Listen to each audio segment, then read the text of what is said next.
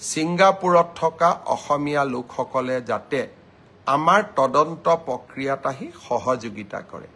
আৰু তেখেতসকলে যদি এই তদন্ত প্ৰক্ৰিয়াত সহযোগ নকৰে আমি তেখেতসকলৰ বিৰুদ্ধেও আমি কঠোৰ হ'ম বহুতৰ প্ৰশ্ন আছিলে যে ছিংগাপুৰত পোষ্টমৰ্টেম হ'ব ৰিপৰ্ট পাম নে নাপাম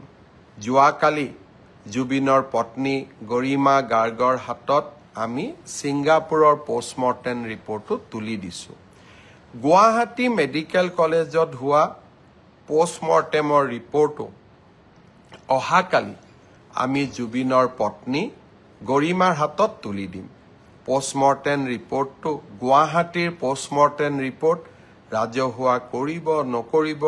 সেই সিদ্ধান্ত আমি গৰিমাৰ ওপৰত এৰি দিম আমি গৰিমাৰ ওচৰত বা গৰিমাৰ হাতত আমি পোষ্টমৰ্টেম ৰিপৰ্ট গতাই দিম আৰু আমি আদালতকো এই পোষ্টমৰ্টেম ৰিপৰ্ট আমি গতাই দিম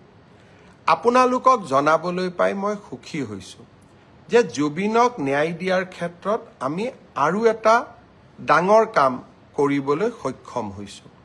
ন্যায়িক তদন্ত প্ৰথমবাৰৰ বাবে গুৱাহাটী উচ্চ ন্যায়ালয়ৰ মাননীয় মুখ্য ন্যায়াধীশ গৰাকীক আমি আহ্বান জনাইছিলোঁ যে জুবিন গাৰ্গৰ মৃত্যুৰ তদন্ত কৰিবলৈ এখন জুডিচিয়েল কমিশ্যন ন্যায়িক আয়োগ গঠন কৰিব লাগে আৰু এই ন্যায়িক আয়োগত ৰিটায়াৰ্ড জাজ নহয় অৱসৰপ্ৰাপ্ত ন্যায়াধীশ নহয় হাইকোৰ্টৰ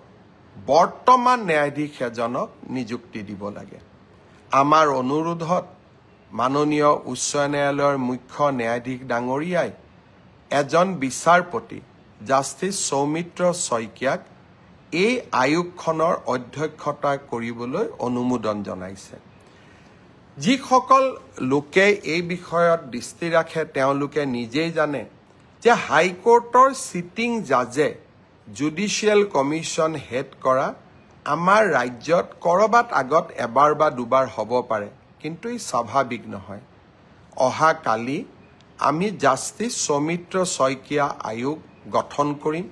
মই গুৱাহাটী উচ্চ ন্যায়ালয়ৰ মাননীয় মুখ্য ন্যায়াধীশ ডাঙৰীয়াক ধন্যবাদ জনাইছোঁ আৰু এতিয়া যিসকলে ইউটিউব ফেচবুক টুইটাৰত জুবিনৰ হত্যাৰ বিষয়ে বিভিন্ন তথ্য দাঙি ধৰিছিল এতিয়া তেওঁলোকৰ দায়িত্ব হ'ব যে তেওঁলোকে এই ন্যায়িক আয়োগৰ সন্মুখলৈ গৈ শপতনামা দাখিল কৰা যিকোনো খবৰৰ বাবে যোগাযোগ কৰক 7099017330 লগতে 7099017110 নম্বৰত